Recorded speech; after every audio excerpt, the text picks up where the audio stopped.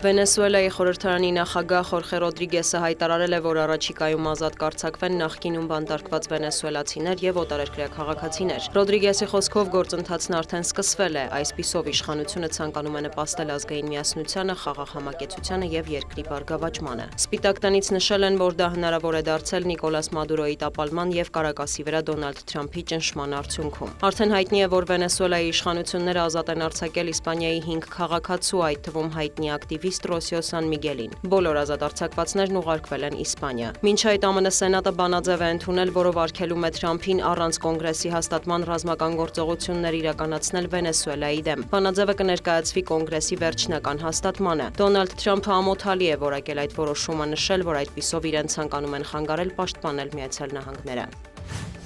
Գրենլանդիան Միացյալ Նահանգներին միացնելու մասին հայտարարությունների ֆոնին կղզու վարչապետը մտահոգություն է հայտնել, որ գրենլանդացիներին վերաբերվում են ինչպես ապրանքի, ինչը վիրավորական է եւ անհարգալից։ ԱՄՆ փոխնախագահ Ջեյ Դի Վենսը կրկնել է, որ Գրենլանդիան կարևոր նշանակություն ունի Միացյալ Նահանգների եւ ամբողջ աշխարհի համար Ռուսաստանի կամ Չինաստանի կողմից հնարավոր հրթիռային հարվածներից պաշտպանվելու համար։ Նա մեղադրել է Եվրոպային եւ մասնավորապես Դանիային տարածաշրջանի անվտանգությունն ապահովելու անկարողության համար։ Դոնալդ Թրամփն էլ հայտարարել է, որ իր առաջ ընտրություն է վերահսկել Գրենլանդիան կամ պահել ՆԱՏՕ-ն։ Տեղեկություններ կան, որ Վաշինգտոնի ներկայացուցիչները հանդիպել են Դանիայի եւ Գրենլանդիայի դեսպանների հետ։ Ըստ արևմտյան զլմների նրանք փորձում են համոզել Թրամփի թիմին հրաժարվել կղզին գրավելու մտադրությունից։ Ավելի վաղ Դանիայի վարչապետը հայտարարել էր, որ Գրենլանդիան ուժով զավթելու ցանկացած քայլ կխաթարի տրանսատլանտյան անվտանգության 80-ամյա կապերը։ Մեծ Բրիտանիան, Ֆրանսիան, Գերմանիան, Իսպանիան եւ այլ երկրներ աջակցություն են հայտնել Կոպենհագենին, ընդգծելով Գրենլանդիայի ճակատագիրը պետք է որոշեն կղզու բնակիչները եւ Դանիայի թագավորությունը, որի մաս է կազմում Գրենլանդիան։ Կղզու վարչապետն էլ անհավանական է համարել ամերիկյան ուժերի ներխուժումը, նշելով, որ պատրաստ են առևտրային գործարքներ կնքել Միացյալ Նահանգների հետ։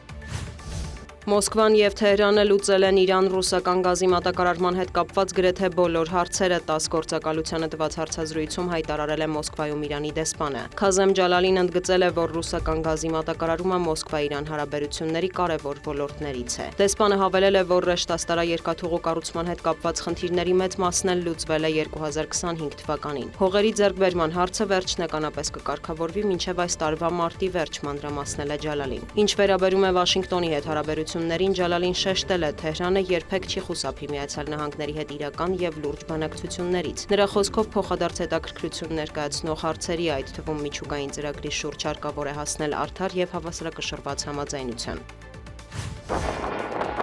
Վոլոդիմիր Զելենսկին մեկնաբանել է Ուկրաինային ռուսական ուժերի գիշերային հարվածները, նրա խոսքով հանրապետության ուղղությամբ արձակվել է 242 անօդաչու թռչող սարք, 13 բալիստիկ հրթիռ, 1 օրեշնիկ եւ 22 թևավոր հրթիռ։ Թիրախում են եղել մասնավորապես էներգետիկ օբյեկտները եւ քաղաքացիական ենթակառուցվածքները, հենց այն շրջանում, երբ Ուկրաինայում եղանակն էականորեն ցրտել է, հավելել է նախագահը։ Նա տեղեկացրել է, որ հարվածների հետևանքով վնասվել է նաեւ Կիևում Կատարի դեսպանատունը։ Ավելի վաղ Ռուսաստանի ՊՆ-ն հաստատել էր, որ այդ թվում Օրեշնիկով հարվածել են Ուկրաինայի տարածքին, ի պատասխան դեկտեմբերի 29-ին Նովգորոդի մարզում Ռուսաստանի նախագահի նստավայրի վրա ուկրաինական ուժերի ենթադրյալ հարձակմանը։ Ռուսական կողմը նաև հայտնել է, որ Ուկրաինայի զինված ուժերն էլ հարվածել են Բելգորոդի մարզին, ինչի հետևանքով կես միլիոն բնակիչ մնացել է առանց էլեկտրականության։ Կան տուժածներ։